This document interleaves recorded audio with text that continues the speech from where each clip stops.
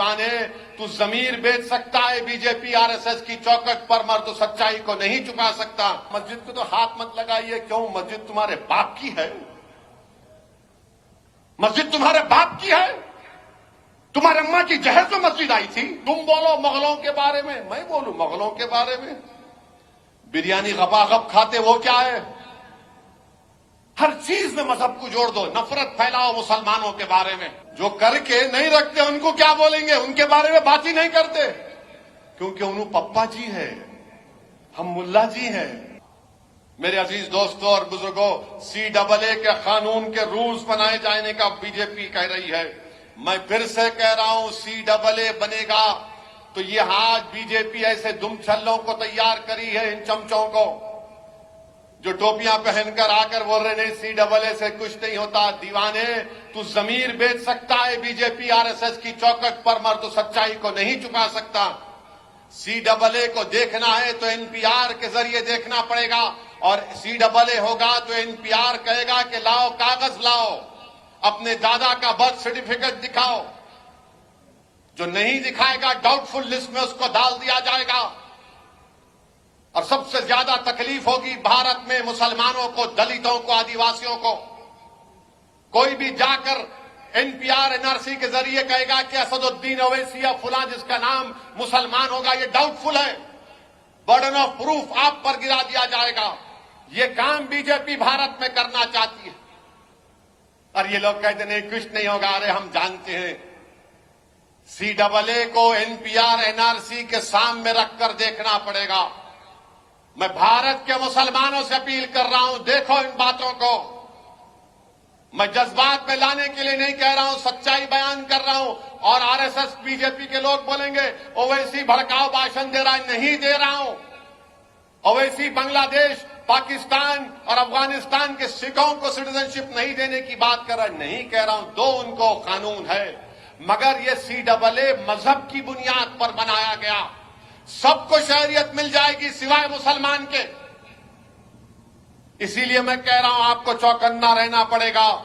इसीलिए आपसे कह रहा हूं कि मजलिस से मुखालिफत, ये मुखालिफिन यही करना चाहते हैं कि CAA आ जाए, हम अपनी मस्जिदों को खो दें। मथुरा की मस्जिद को खो दें, काशी की मस्जिद को खो दें। अरे कौन है दीवाना जो टीवी के चैनल पर बैठकर बोलता है कि चलिए आपके पास कोर्ट का ऑर्डर तो आ गया, मस्जिद को तो हाथ मत लगाइए। क्यों? मस्जिद तुम्हारे बाप की है।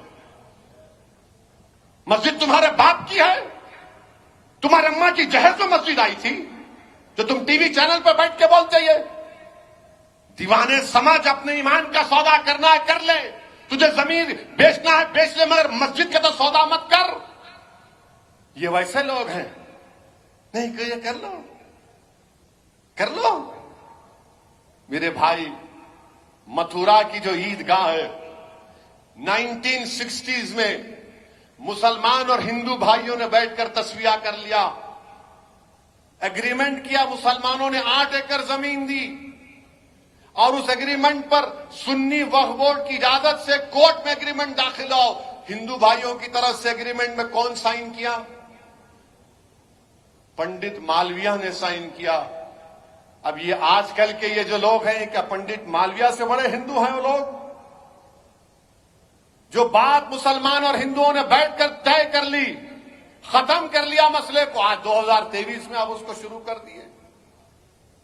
और बार बार आपको बोलते तो देखो काशी में उसका देखो कैसा है फोटो। अरे दीवाने, उस जमाने में यूज्ड मटेरियल बचा उसको इस्तेमाल करते थे। उससे क्या साबित कर रहे आप? क्या साबित करना चाह रहे आप? मैंने जब कहा था हैदराबाद में अपनी मस्जिदों को बचाओ, उसको आबाद रखो, तो ये मजलिस के मुखालिफिन शुरू हो गए। ओवैसी देखो जज्बाती बात कर रहा है। अरे तुम्हारे सामने नजर नहीं आया? दिल्ली की 600 साल पुरानी मस्जिद को तोड़ दिया गया। कब्रिस्तान जो बाजू था उसको तोड़ दिया गया। ऐसा तोड़े कब्रिस्तान को कि वहां के लोग बता रहे कि खबरों का कफन निकलकर बाहर आ गया हड्डियों के साथ। ये हो रहा है। मेरी बात को समझो आप। आपको अपनी ताकत को मजबूत करना पड़ेगा। कितना निशाना बनाएंगे हमको आप लोग?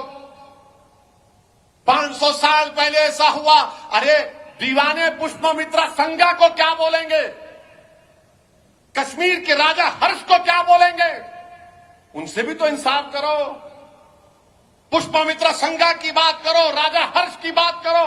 नहीं, असदुद्दीन ओवैसी, तुम बोलो मुगलों के बारे में, मैं बोलूं मुगलों के बारे में। बिरयानी गपागप खाते वो क्या है? हर चीज में मजहब को जोड़ दो, नफरत फैलाओ मुसलमानों के बारे में।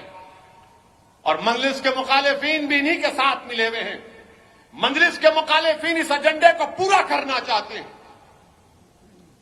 चाहे हैदराबाद हो, औरंगाबाद हो या सीमांचल की गयूर सरजमीन हो। और फिर अब एक नया मसला शुरू करे, ग़ज़वा-ए हिंद।